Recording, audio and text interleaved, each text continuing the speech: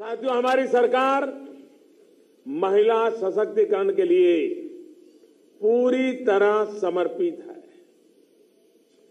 जन्म से लेकर जीवन के हर चरण में बेटियों और बहनों की रक्षा, सुरक्षा और सशक्तिकरण के लिए तमाम योजनाएं आज चल रही है।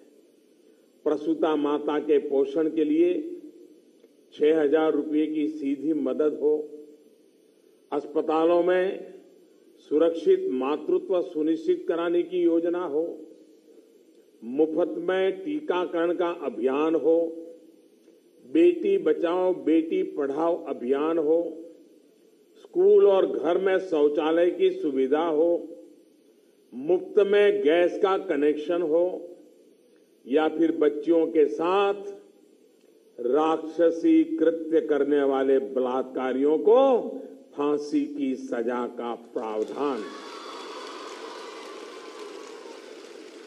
ऐसी अनेक योजनाओं के मूल में आज बेटियों बहनों का उज्जवल भविष्य हम सुनिश्चित कर रहे हैं।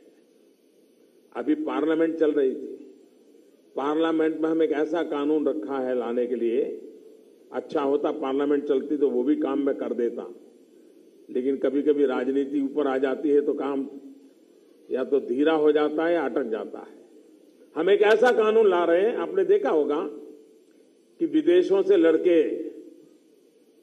शादी के लिए आते हैं और हमारे माँ बाप को भी लगता है चलो बेटी की शादी है, बेटी विदेश जाएगी, और वहां जाने के बाद उसकी हालत खराब हो जाती है और वो उसको चिंता ही नहीं करता। हम ऐसा कानून लाए हैं कि हमारे हिंदुस्तान की बहन बेटियों विदेश में अगर शादी करके जाती और बाद में अगर उनके साथ धोखा होता है, अन्याय होता है, तो अब वो धोखा देने वाले बच नहीं पाएंगे। ऐसा कानून महिलाएं गांव में हो या शहर में, उन्हें उद्यमिता के अवसर मिलने में परेशानी न हो, इसका भी ध्यान रखा जा रहा है। मातृत्व अवकाश को 12 हफ्ते से बढ़ाकर 26 हफ्ते करने का फैसला भी हमारी सरकार द्वारा लिया गया है। दुनिया के बड़े बड़े देशों में भी ये कानून नहीं है जो हमने किया है। 26 हफ्ते मतलब आधा वर्ष मां अपने नवजात बच्चे के साथ 6 महीने अब गुजार पाएगी। उसको नौकरी के लिए नहीं जाना होगा, सरकार उसकी चिंता करेगी। रात की शिफ्ट में महिलाएं काम कर सके, इसलिए हमारी सरकार ने नियमों में बदलाव किया। कामकाजी महिलाओं के छोटे बच्चों के लिए दफ्तर में क्रैच की भी व्यवस्था का नियम बनाया गया। प्रधानमंत्री आवास योजना के तहत जो घर दिए जा रहे हैं, उसमें महिलाओं के नाम घर की रजिस्ट्री कराने को प्राथमिकता दी जा रही है। वरना हमारी समाज रचना कैसी है?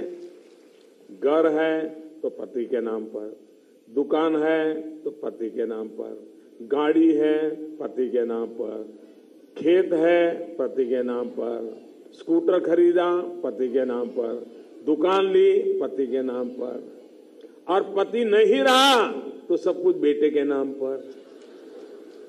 मां के नाम पे कुछ नहीं। हमने कानून बनाया कि भारत सरकार की तरफ से योजनाओं से जो मकान मिलेगा उस पर पहला नाम महिलाओं का रहेगा।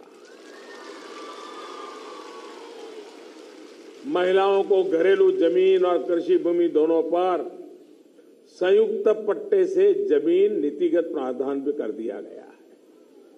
इतना ही नहीं, खनन के क्षेत्र में अंडरग्राउंड काम करने के लिए पहले महिलाओं को मंजूरी नहीं मिलती थी।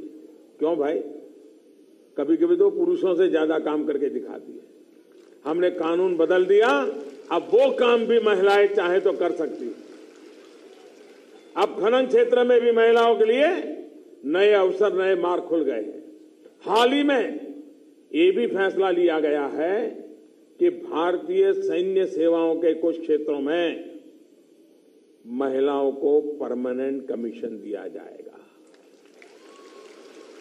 हमारे देश के फौजी जब पराक्रम करते हैं तो सिर्फ पुरुष को ही गर्व होता है ऐसा नहीं, बेटियों को भी लगता है अगर मौका मिले तो हम भी करके दिखाएंगे। लगता है कि नहीं लगता है? हमारी सेना ने अभी किया, उससे आप खुश हैं? हमारी सेना के लिए आपको गर्व होता है? आपका भी मन करता है कभी आपकी बेटी भी ऐसे ही खड़ी हो जाए? आपका मन करता है? ये काम हम कर रहे हैं। आज भारत में बेटियां फाइटर जेट उड़ा रही है तो नाव से समंदर की पूरी परिक्रमा भी कर रही है। मुझे बताया गया है कि आज ही भोपाल से बिलासपुर